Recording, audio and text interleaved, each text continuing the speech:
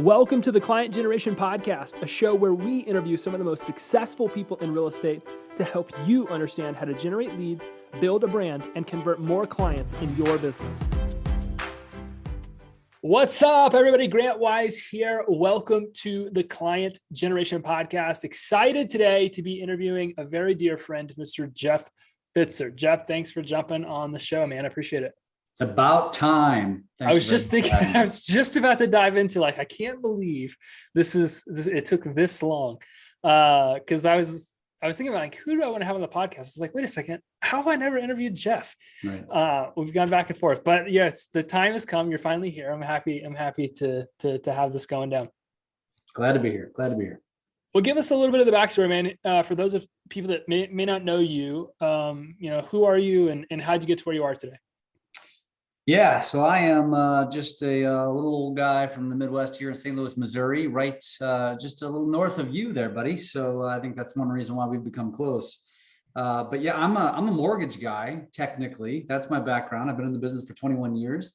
About 5 or 6 years ago, I had a group. We were about 30 people at the time, had been that way for a while, decided to make a move. And at that time, when I made that move, when we moved companies, I had to figure out how to differentiate, and it led me down a path of starting to do video, and video led to big time social media. And that led to a crap ton of opportunities to where we are today. We're at about 115 employees from that 36 years ago, doing 4 or 5 times the amount of volume that we were then. I'm pretty far removed from mortgage now, doing mostly business development, just kind of making it rain with opportunity. And as you know, I've become involved. I've become kind of I use this loosely, influencer status, at least in the real estate world. But that has created massive opportunity, from Lab Code Agents affiliation, hosting their podcast, to becoming a partner in Business Video School, to starting a platform called Real Estate Mastery Pros, to now an app called Social Coach. I got a lot on my plate nowadays, but having a hell of a lot more fun than just doing mortgages all the time. I love it. And I think that we were talking about this, and we've talked about it a lot, obviously, for a while now, but video has been super centric in creating most of that opportunity. What about you doing so much video content? Why has that worked? Why has that created so much opportunity for you? Dude, it's easy. Well, I mean, first of all, so the way I got started was, again, thinking outside the box, okay, now my competition is, when we came back to this company, by the way, we were gone for 2 years, we came back. So it's USA Mortgage, and they're based out of St. Louis. So my first mindset was, just like anybody listening to this, is how do I differentiate myself from my competition? And I looked at my competition as my other managers, other guys who had offices. And so how do I stand out above them? And this is right about the time that Facebook Live was becoming a thing. And I saw a guy doing a show called Coffee Talk. This was, so he was very innovative. And I was like, this is interesting. He's sucking me in. I'm watching this for 20, 30 minutes. This is back when we had attention spans. And I was like, I need to do something like this. And so I just started doing lives and doing video. I was terrible at it. I was super uncomfortable, but it was something I felt like I thought my competition at the time, and this still rings very true, was not going to do. They're going to be scared to death. They're not going to do it. They're not going to get in front of the camera. I'm going to own this. I'm going to get good at it. And that's exactly what I did. No formal training. I just figured it out. And I just got in front of the camera. I practiced a lot. I took a crap ton of criticism. I think I have a little bit more creative mind than the average human. And so I got introduced to a guy, a green screen guy. His name is Justin Barr out of Chicago. And I was watching this guy. He's super creative, and not in the real estate space, videographer. And he was doing a lot of green. He was known for his green screen. And I was watching his stuff, and I'm like, Justin, I love what you do. I want to emulate that, but tie it back to business. And so I started doing that, and we started doing goofy things in front of the camera and dancing. And this is pre-TikTok. So I guess I had a premonition there. And I took a ton of criticism, but I also got found. And so people started to find me, and I became friends with Mike Cuevas, who introduced me to Sam Karamian. I joined Closing Table Mastermind. I got to know Tristan Ahumada, and then it's just spiraled from there. And it's created a ton of opportunities. And since then, I've just continued to dial in video and stay out ahead and use the various technology platforms, which I know we're going to talk about, and just try to become really efficient with it and just good at it so I can be right forefront in front of my audience. I love what you said a second ago. You said, so I could get found, or it got me found. Like attention, we've all grown to realize is the currency of sales. Gary Vee had a quote a couple of years ago. He said, I believe in the next 5 to 10 years, being a media company will be the barrier to entry to building business. And you're starting to see that really, really become true, because people don't want to be informed. They don't want to be educated. They want to be entertained. And the people that are the most entertaining, not necessarily just dancing, that's not what I'm saying, but the people that are the most entertaining are the ones that are getting the most attention. Attention is the currency of sales. I mean, if Zillow is your competitor in your market, one of you is fighting for something called attention. That's what makes you different, in a market. And so I love how you position that. Talking about different platforms, what are some of your favorite platforms today where you're seeing, the video content you're putting a ton of effort into is getting the most exposure? Yeah, well, I'll digress for a second. And so obviously I started with Facebook. That was 5 or 6 years ago. That was really the only platform other than obviously YouTube. But so that's where I started. And honestly, what ended up happening was, so I was shooting video, not always live. And my daughter at the time was 13. She's now almost 18. And I guess she might've been 12. And so they, doing video, editing video, they were probably on Vine or Musical.ly at the time. That was just normal for them. And for whatever reason, we got onto the topic of editing video, and she showed me how to use iMovie, which was, kind of the thing then. Mm-hmm. And I was just mind blown. I'm like, oh my God, like I can cut out my ums and ahs. I can easily put together videos and not spend hours trying to say it perfectly. This is amazing. And so I just bugged my daughter for literally probably 6 months to a year, like, because I would forget. She'd show me and I'd go back, I'd do it later. And that's how I learned.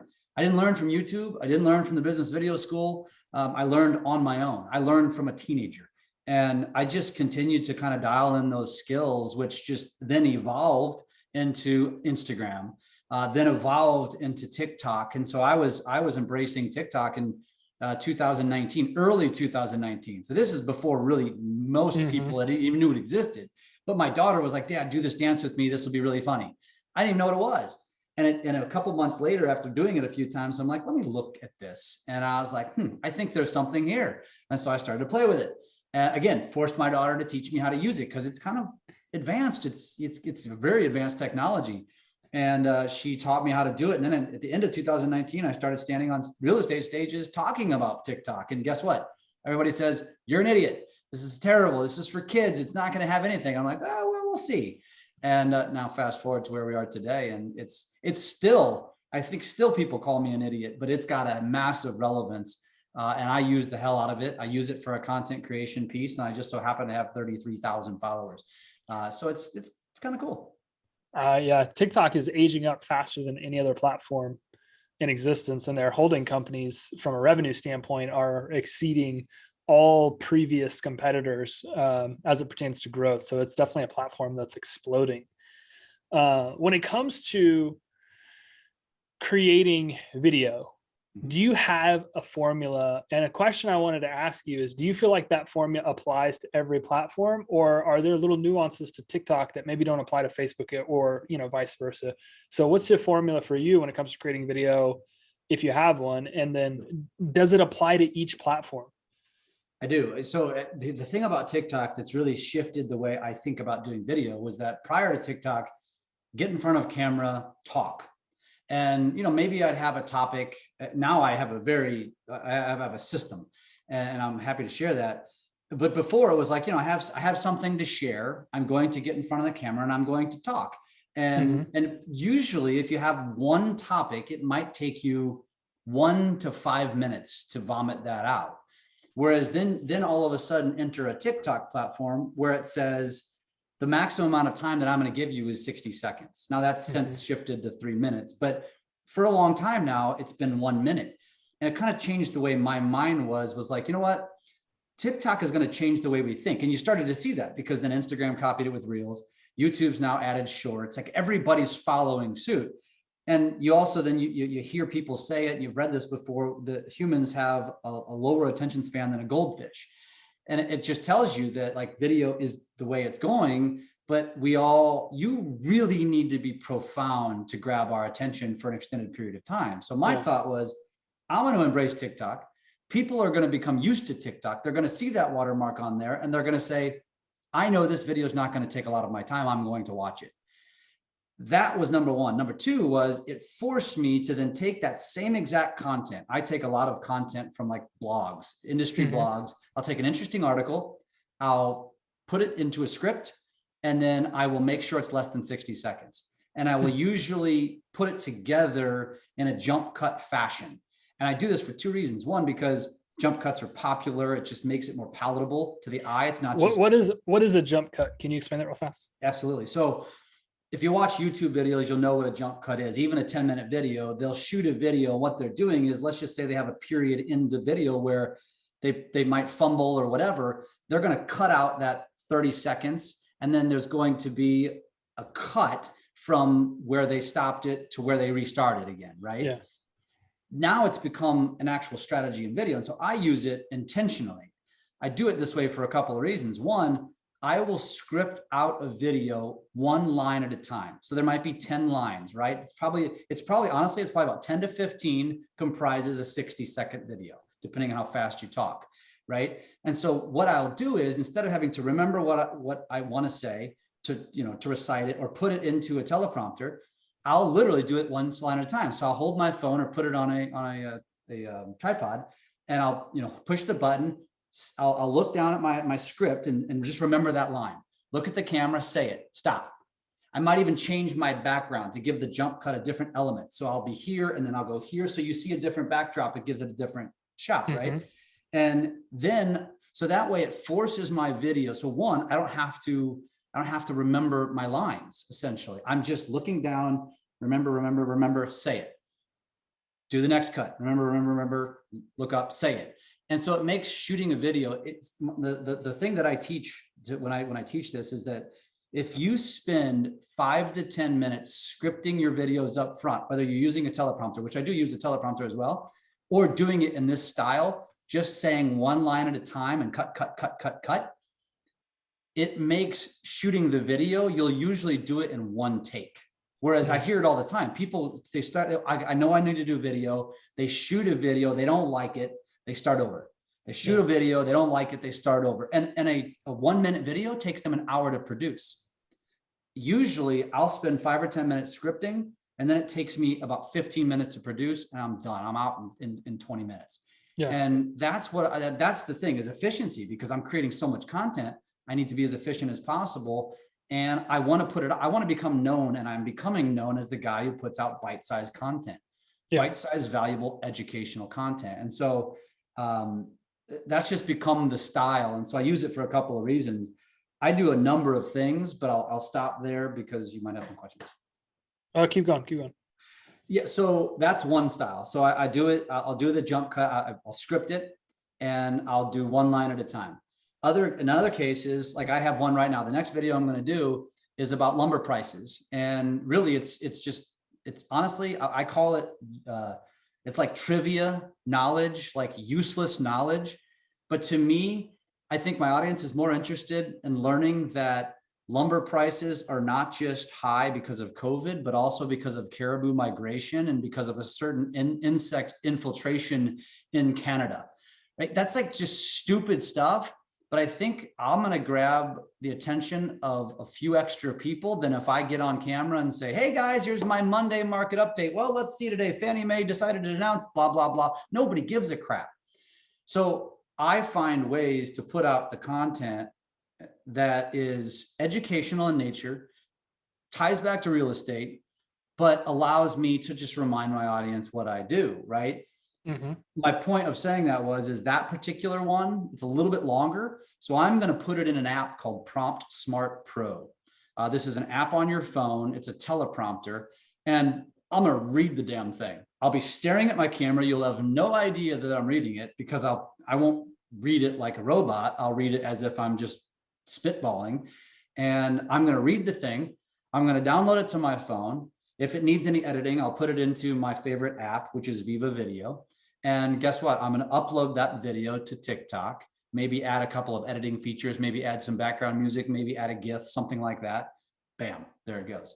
So I do it two different ways. Those are the two ways I shoot most of my video right now. And I just find it to be so incredibly efficient. And literally, dude, I mean, you know, I travel a lot and I subscribe to some blogs. So I get my content. I'll get on a plane. I'll already have the blogs that I've got set aside and I'll write my scripts. So I just, you know, I mean, you're a busy guy. I got to find the time to do the things that I need to do without chewing up my personal life. And so for me, it's all about, now I've created a strategy. So with TikTok, I've created a strategy of I create my pillars of content, and I tell everybody, you need to have your pillars of content.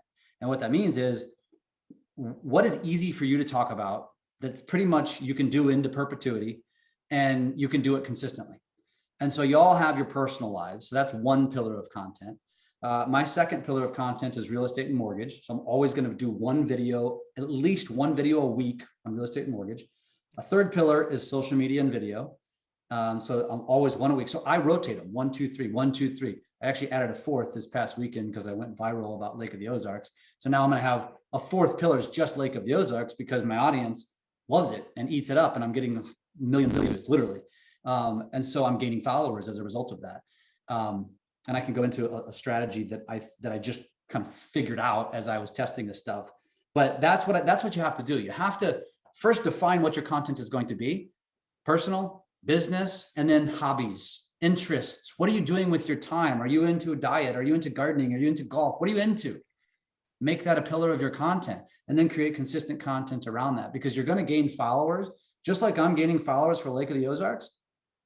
That now I'm going to give it to them consistently. But guess what? In between, I'm going to sprinkle in my other stuff, and they're going to have to see it because they want to follow me, right? Just like you, if you're into gardening, you're going to pick up followers as a result of that. And then you're going to sprinkle in the other stuff, and they're going to just naturally see it. Maybe they don't engage it. Maybe they're not interested in it, but they're going to see it. And guess what? They're going to remember. Jeff's a mortgage guy. And I love him because he's a gardener. And now when I go to buy a house, who am I probably going to lean towards? The guy that I follow, the guy that has an interest, same interest as mine. And so I see a lot of real estate agents that struggle to build a bridge to this concept because they're always thinking, well, 100% of my stuff has to be about business. Yep. And it's actually the opposite. Most of your content shouldn't be about business. And I know that's a hard concept for some people to grasp, but can you elaborate on why? Like, why is it important that not all of your content is businessy stuff? And as a matter of fact, most of your content shouldn't be about business stuff. It's easy. Honestly, think about it. And I don't think a lot of people put this hat on, but why do you open up Facebook? Why do you open up Instagram? Why do you open up TikTok? Okay, so maybe if you're a real estate professional, you have a different motive. But here's the deal. The rest of the world has a completely different motive as you. And so they're opening up those apps to be entertained, to kill time. They want mindless content. They're not going there to search for homes. Now, many times they'll accidentally stumble upon a home and they'll click on it and they become a top of funnel lead. Great, that's fine. But that's why it's a top of funnel lead. If they want to search for homes, where are they going? Zillow, Realtor.com, Google, right? They're not going to Facebook. They're not intentionally saying, hey, honey, we need to look for homes tonight. Let's go to Facebook. That's not what they do, right? They're going to see what their cousin in Iowa is doing, right? That's what they're doing. And so if you give them what they want, they're going, remember, it's all driven by algorithms, and the algorithm is paying attention to what people are spending time on, engaging with, et cetera. Right. And so you got to give them what they want. And so if they spend time on your post and they engage with your post, the algorithm says, Grant likes Jeff's stuff. I'm going to put more of Jeff's stuff on Grant's feed. And that's the name of the game on a larger scale. And so this is why the agents that are killing it, they crush it with very local content, right? They're giving them what they want. And that leads me back to the Lake of the Ozarks theme. I was thinking to myself over the weekend, I have a video that's got 515,000 views and another video that's approaching 400,000, maybe over, I haven't checked today. And just over the weekend, and a few other that are well into the thousands, one over 10,000. I was thinking to myself, if I am a sales professional of any kind that lives in the Lake of the Ozarks, this is golden. Like, This is easy. It's like taking candy from a baby. Go out on a weekend, take some videos of fast boats or big boats. People will flock to your content. Then you sprinkle in that you sell stereos, that you sell real estate, that you sell mortgages, that you do whatever it is you do. And guess what? Now you've got thousands, maybe tens of thousands, maybe hundreds of thousands of followers that you get to advertise to free to. I guarantee you're going to sell your product to probably many of those people. And all you got to do is give them what they want. Those followers were not following me prior to this past weekend because they didn't give a crap about mortgage and real estate and social and video, but they do care about boats. So I'm going to give it to them. And now I'm going to be selling. It's no different than putting up a billboard. Nobody asked to see your face on that billboard. Nobody asked to see your commercial. Nobody asked to see your ad in the newspaper. You just put it there. And so this is a way, it's an infinite audience. It's so freaking powerful. And I mean, do you think that when we look at, sorry, I didn't mean to cut you off. Yeah, go ahead. Do you think when we look at time, you know, you're a very busy dude. You have a ton of ventures and you're constantly going. We hear obviously agents and LOs and really anybody say, well, how do I don't have time. I don't, you know, do you think that they struggle with that? Because like, why do you think they struggle with it? I mean, in my mind, the question I want to ask is, do you think they struggle with it because, you know, it's like, well, I'm supposed to be working. I'm not supposed to be playing on social media, or like, I'm not supposed to be creating content about boats. I'm supposed to be, you know, underwriting loans, like, or originating loans. Like, do you think that there's a struggle because it's like, well, yeah, that looks fun, but I got to work, dude. So like, how does this make sense? I mean, do you think that's what the struggle is? They don't get it. Yeah. Because, so here's the thing. I think a lot of people have that preconceived notion about social media. Like, first of all, some people are like, I hate social media, politics and drama. Right. Yeah. Or I hate social media because of, you know, just girls in bikinis. There's some people that love it for that and some that hate it for that. Right. And they can't understand the concept that I just described. And the best way that I can try to make it relatable is simply this. I've been in the business 21 years. For 15 years, we were pretty successful, but we massively plateaued for a number of years. We could not get out of our own way. There was no way to differentiate. I'm selling a widget. How do I can be the coolest guy in the world, but it doesn't really matter. And so I couldn't get over that hump. Then all of a sudden I start creating a lot of video. I start being visible on social media. And now I have offices in like 15 states across the country. That doesn't happen without the video and the social media. And, you know, you go look at some of the most successful realtors that exist today, you know, like a Kyle Whissel, for example. The dude he's successful for one big reason, because of his digital mayor strategy, because of what he's built on YouTube and on social media. And I can, you know, you and I can go on that. Brad McCallum, Ken Pozek, Carrie Scholl, there's so many people. And I think that the thing is you can do it one of two ways. You can do all business and just cram it down their throat and run ads and do that kind of stuff. That's totally fine. It's going to cost you a hell of a lot more money. Or you can do it organically like me. And I tell people all the time, listen, this is a passion. I love doing this. I actually love sharing my life. When I started doing Facebook, the Facebook Lives a few years ago, I realized quickly I'm boring myself with my business content. And there was that light bulb moment. I did a live video with my daughter, that same daughter that I described. She was making slime at the time and selling it on Etsy. And I'm like, oh, this would be fun. Let's make slime for the audience and then promote it and tell them where you're selling it. I was doing this for her. But then I realized I got like hundreds of comments, thousands of views. It was super engaging. Why? Because it was relatable. Every parent with a teenage kid was like, this is so cool. And a lot of people were like, this is just so cool that you're doing this with your daughter. And then it was like, holy crap, that's what they want. I need to give it to them. I want them to see my face more often, more consistently, so they can't get me out of their damn head. And that's the name of the game of marketing. And so social media, you got to get it out of your head. To me, it's not social media. It's marketing. It's marketing media. It's my business. It's a time suck, but it's prospecting. You know, so it's no different than anything else. Like if you knock on more doors, if you make more phone calls, you're going to get more opportunities. Right? If I create more posts, I'm going to get seen more. It's going to create more opportunities. That's it. It's the same concept. And I think people just need to wrap their head around that. I think I couldn't agree more. People struggle to wrap their head around it. And, you know, somebody, I think it was Shivani Peterson, who works with Neil. You guys are going to do an event together, I believe. That's her sister. But she said creating a video and dropping it on social media is like cold calling 1,600 people at one time. Right. And that's one of the things that I love about video content, social media, is it allows me to go one to many. Because I could sit here all day on this phone and go one to one. And I do with high level relationships, no question. But while that's happening, I'm going one to many. While this is being recorded, I could probably pull up my stats, and I would say that there's been at least another few hundred people that have watched some of our content. And yeah, we're cheating a little bit. We're spending money to make sure that happens. Yeah. But point being is, like, social media content allows you to get exposure that you would not otherwise have in a way that is impossible to do on your own by yourself. Correct. And I mean, that's just, it is so powerful. I couldn't agree with you more. And I appreciate the way you were able to kind of wordsmith this, is that if you're listening to this right now and you're thinking like, okay, I got to put out more video content, what should I make it about?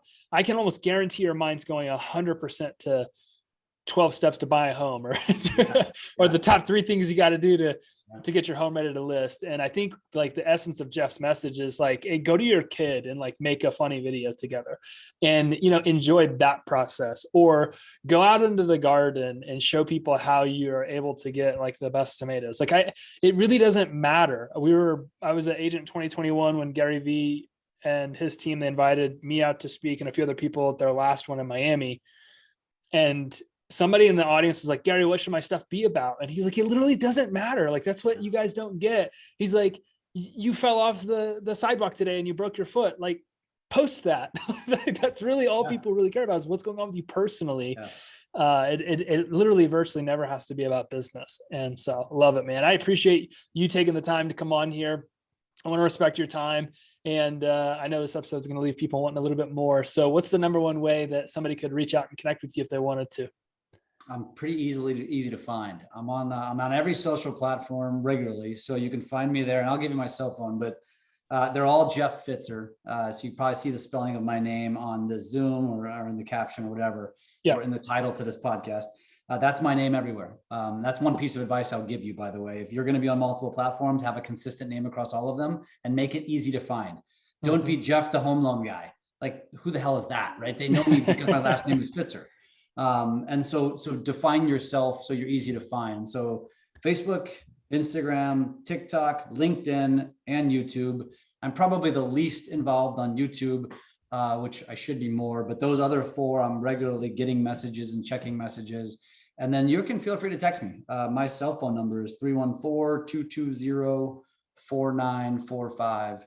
Feel free to reach out. I'm happy to help. I love sharing this stuff because been big for me. So I love giving back, because some other really big people have helped me along the way. And now I just get to give back, and I'm having fun doing it. So I hope I can share that. Guys, make sure you reach out and follow Jeff. And when you do, ask him about his conversation with D-Rock. I don't know if you know who I'm talking about, but D-Rock is Gary Vaynerchuk's personal content guy. Is one of the guys that helped Gary blow up in a huge way from a video content perspective. And Jeff actually gets some secret coaching from D-Rock every now and again. So reach out and ask what his greatest takeaway from that conversation was, because I'm sure you'll get more valuable tidbits from that conversation. So Jeff, thanks again, brother. I appreciate it. I'm glad we finally got you on the show. You've interviewed me on a couple different things, but I'm glad we finally got you on here. This is an insanely valuable conversation, and I appreciate you taking the time. Thanks for having me, brother. All right, love it, guys. Thank you for continuing to listen to the Client Generation Podcast. Make sure you screenshot this episode, tag me on Instagram at @LikeGrantWise. I want to hear what your favorite takeaway was. Appreciate you all, and we'll see you on the next one. Peace. Thank you for listening to this episode of the Client Generation Podcast. Please make sure that you rate and review this episode so that we can continue to bring you more incredible guests to help you grow your business. Thanks, and have an amazing day.